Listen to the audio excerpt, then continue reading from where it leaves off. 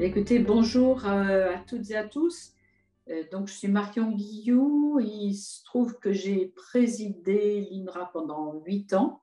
après en avoir été directrice pendant 4 ans. Et tout cela a pris fin en juillet 2012. Et désormais, je continue à être active, mais en étant retraitée du service public. Mais je suis membre du Haut Conseil pour le climat et puis membre du conseil d'administration de centres de recherche internationaux agricoles actuellement.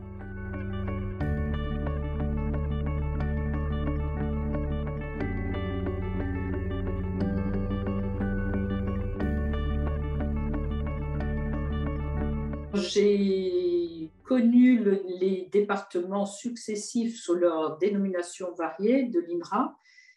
aussi bien le département économie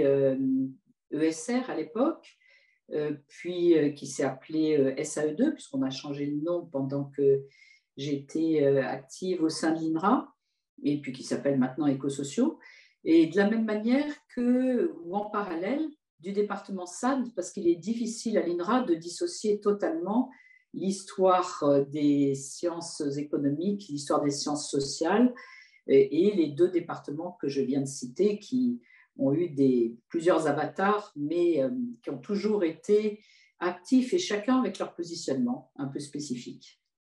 Alors, quand je pense à ESR ou à SE2, donc au département scientifique réunissant des économistes, des sociologues et quelques autres spécialistes d'autres disciplines des sciences humaines et sociales, je ne peux pas m'empêcher de penser à quelques rebondissements, discussions sans fin sur qui a droit de citer, quelle est la discipline la plus significative et quelles sont les disciplines qui doivent s'y développer. Rappelons qu'au sein de l'INRA, à l'époque où j'y étais, il y avait donc un collège de direction et qu'au sein de ce collège de direction, il y avait toujours un correspondant un peu privilégié du département économie, sciences sociales, éco-sociaux, comme vous voulez, et Philippe Lacombe, Bernard Hubert, Hervé Guillaumard, donc une succession de personnalités très significatives et qui toutes ont joué un rôle au sein de l'INRA et au sein du collège de direction en vis-à-vis un peu plus direct avec le département.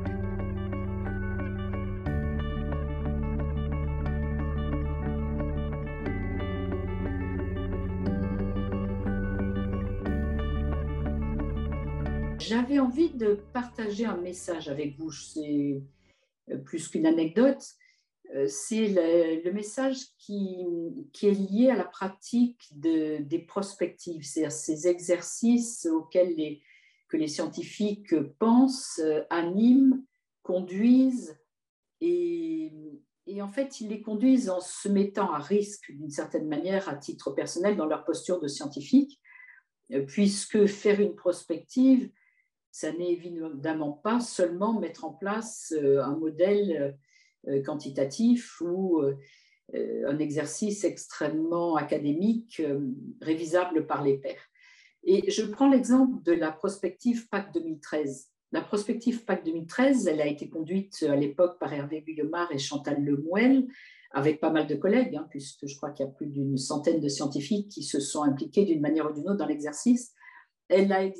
a aussi impliqué un comité de parties prenantes dans leur diversité, tous les syndicats agricoles, les transformateurs jusqu'aux consommateurs. Et cette prospective, donc, elle a examiné en 2007, donc bien avant la négociation de la PAC 2013, elle a examiné finalement les déterminants de l'évolution des productions et des prix agricoles dans plusieurs scénarios, au trot, au pas, au galop, donc plusieurs scénarios en matière de croissance mondiale notamment. Et ce qui à mon avis, était très marquant, au-delà des 2 ans de travail, au-delà de l'extraordinaire implication des différentes parties, je dirais pacifiquement, c'est-à-dire que des gens qui politiquement étaient dans des camps totalement contrastés et souvent opposés, discuter autour des hypothèses, des scénarios, des résultats de cette prospective.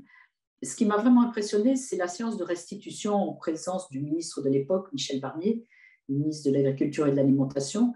et, les effets potentiels qu'ont eu les résultats de cet exercice. Donc cet exercice est fait avec des scénarios, et donc, mais mettait en avant notamment deux ruptures majeures: la modification de l'équilibre entre offre et demande, et notamment demande solvable alimentaire. Et la deuxième rupture majeure, c'était les grandes fluctuations des prix et le fait qu'on était rentré dans une période de grande fluctuation des prix avec toutes les difficultés que ça représentait. Et souvenez-vous que c'était en 2007, donc avant les émeutes de la fin de 2008 et la crise sur l'augmentation des produits alimentaires avec les émeutes de la faim et les 32 pays dans lesquels des gens ont de fait eu des problèmes d'approvisionnement. Donc, deux éléments de rupture mis en évidence, et au-delà de ces deux éléments de rupture qu'on gardera en tête, le fait que notamment le scénario médian au trop, donc avec une Europe en croissance faible, mais le reste du monde en croissance forte, montrait que les éleveurs d'herbivores allaient devant les plus grands problèmes. C'est-à-dire qu'en fait, c'était la PAC, si elle ne changeait pas d'équilibre dans ses choix de financement, conduisait à des problèmes majeurs pour l'élevage. Et est-ce que c'est prétentieux? Je ne le crois pas. En tous les cas, ça a marqué un changement de choix du ministère de l'Agriculture et de l'Alimentation de l'époque, puisque effectivement, ils ont porté une beaucoup plus grande attention disons, aux aides aux éleveurs, au détriment forcément, mécaniquement, des aides pour les céréales et les oléagineux à l'époque. Et c'est extrêmement, bon, je pense que ce déséquilibre, ces inégalités de revenus existent toujours, mais ce changement d'orientation, je pense que l'INRA peut s'en attribuer une partie, non pas qu'il ait fait partie du processus de décision, mais je pense que les chercheurs de l'INRA et les résultats de la prospective ont été une machine à penser différemment pour les décideurs de l'époque, et donc à permettre d'élaborer une position de négociation française différente de ce qu'elle était traditionnellement. Et peut-être que pour moi, le plus gros apport de cette implication très forte du département éco-sociaux maintenant, qui s'appelle éco-sociaux maintenant, a été cette mise à disposition de méthodes extrêmement sérieuses, de modèles quantitatifs, enfin il y a eu une approche et quantitative et qualitative pour aider les collectifs à penser le futur. Donc une grande reconnaissance vis-à-vis des équipes qui ont accepté cette mise en risque personnelle et collective.